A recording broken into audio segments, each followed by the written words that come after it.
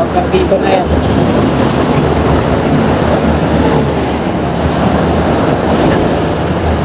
Ito na yung last na span.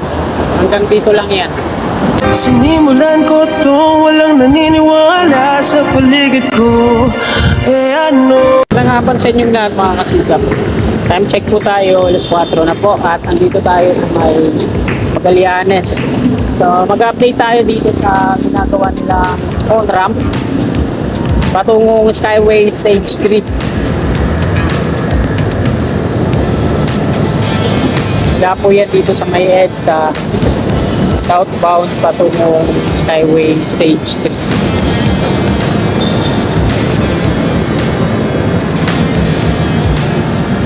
Ito yung viaduct ng flyover EDSA.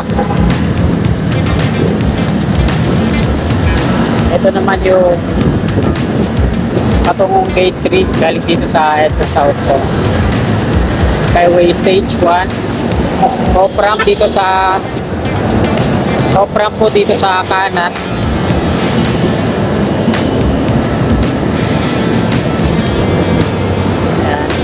Diyan po nakakonect yung on-ramp na yan. Natabi lang siya ng off-ramp. Ayan na oh, malapit na matapos to mga kababayan eh. Ito yung contractor niyan. First Valve 4. No?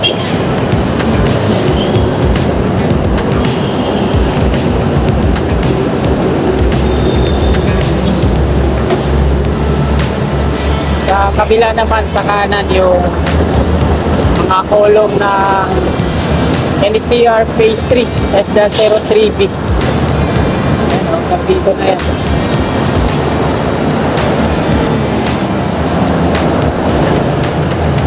Ito na yung last na span.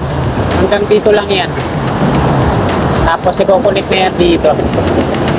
Ito naman yung Don Bosco exit ng Skyway Stage 1.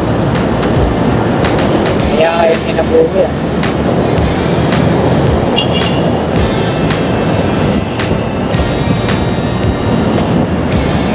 Ayan yung mga pier columns ng NCR sa kanan.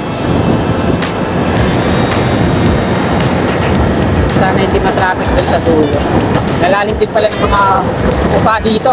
Tapos dun sa may Mindanao Avenue, nadali yung ilalim ng motor ko.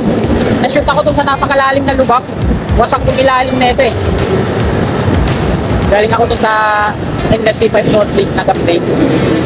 Grabe yung mga lubak dun sa may Mindanao Avenue. Kasya yung buong motor.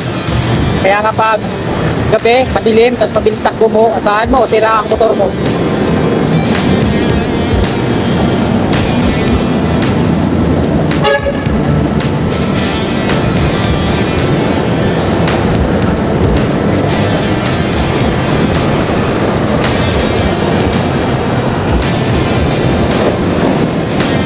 Lapit sa Buendia. Wala pang mga columns dito.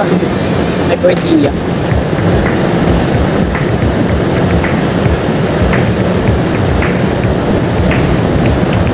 Yung dating PNR station, Buendia dito. Sa kanan. Kaso wala pa siyang mga wala pa ganong progreso.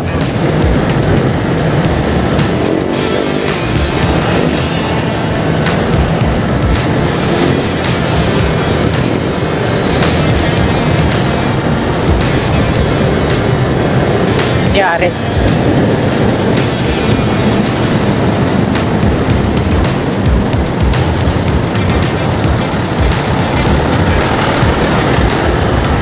Ang traffic.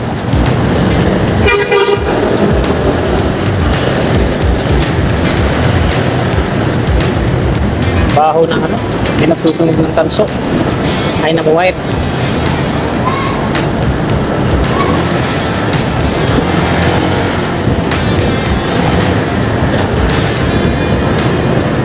Ay, disgrasyo. Po, kawawa yung ano natin, kasamang rider, tumapon yung mga ano niya, mga order sa kanya na pagkain, kawawa naman. Nalubak siguro yun, kasi nalalim ng lubak dito sa taas, nakita niya naman yun. Nahanap po ay nangalang ng patas yung tao. Disgrasya pa. Nakakawa na.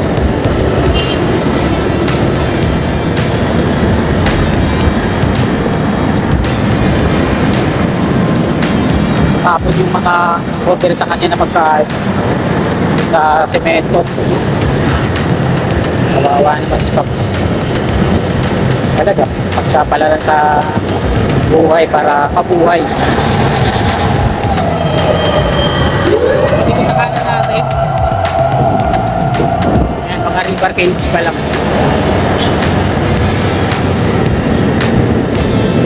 Hirap talaga ngayon magbiyahe na mabilis yung takbo ko kasi halos lahat ng mga kalsada dito sa Metro Manila, mga butas-butas. Pati nga sa EDSA, ginamitan daw nila ng Japanese technology, hindi ano no? Pinaporma ng ulan. Butas-butas.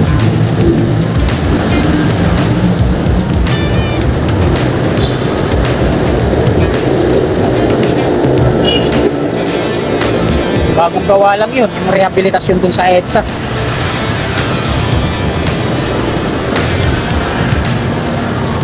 Kapal pa ng asfalto nun, 3 layer ata yun.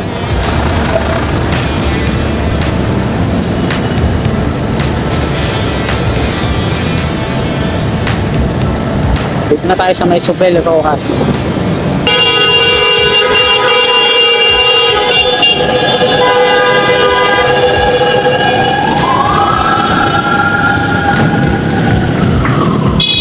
Mga traffic enforcer na nga dito. Talaga marami magkamote. Naka red light na, humahabol pa. Wala palang traffic enforcer kaya kahit red light na humahabol pa. Kaya dito sa may Sobel, ito may mga pier columns na dito. Ito wala pang pier head.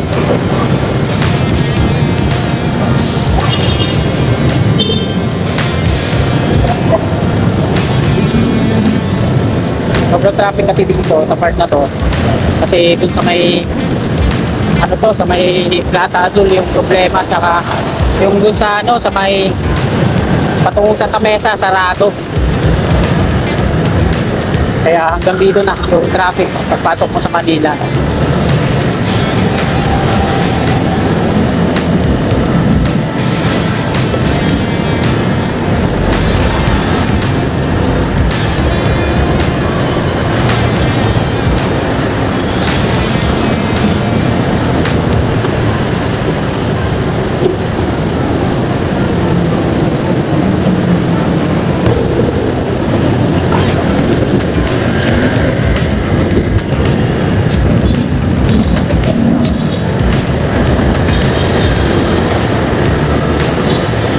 San Andres.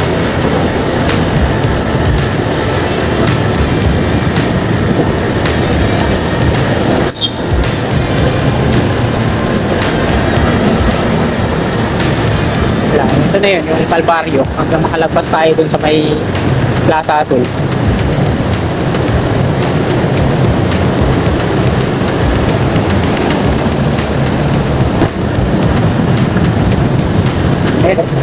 Luwag pala eh. Meron lang talagang rider na kahit makakadaan takot.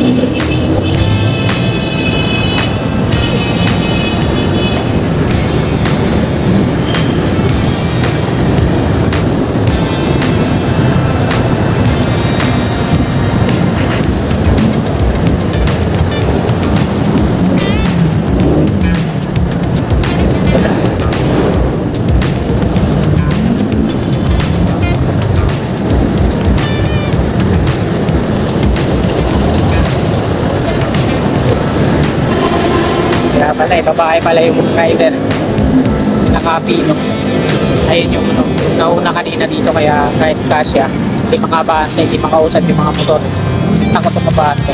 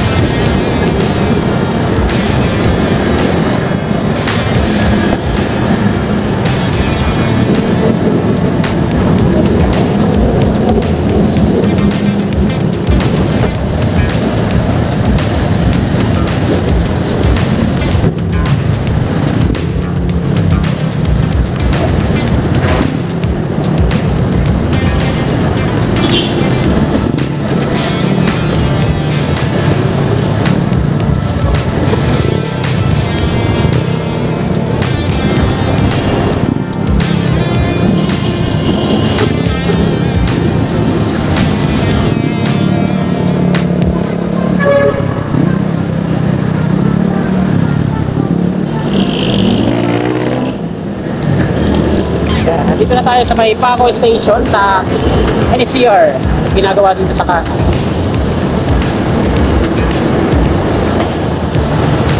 Ito yung i-demolish kaya ito. Yung i-retain lang naman yung nandun sa unahan. Pero ito, parang i-demolish yata, no? Parang hindi natapos na establishment. Ito yung i-retain, yung hindi i-demolish.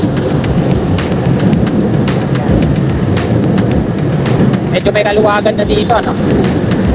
Maglagpas pala ng nasa Dilaw. Sobrang napaka-traffic.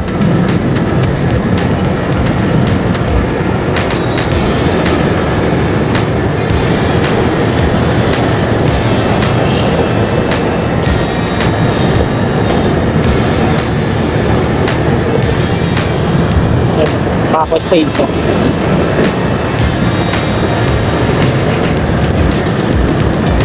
Ito yung Plaza Azul.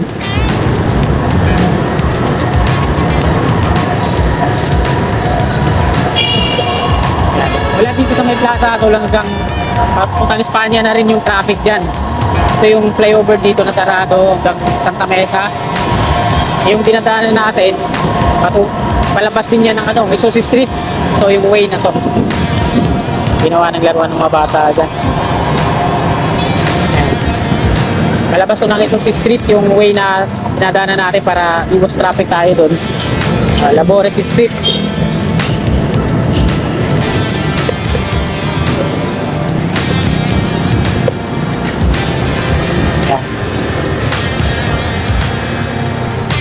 Pag naka-motorsiklo lang tayo, pero pag naka 4 wheels kayo, mahihirapan kayo dito dumaan.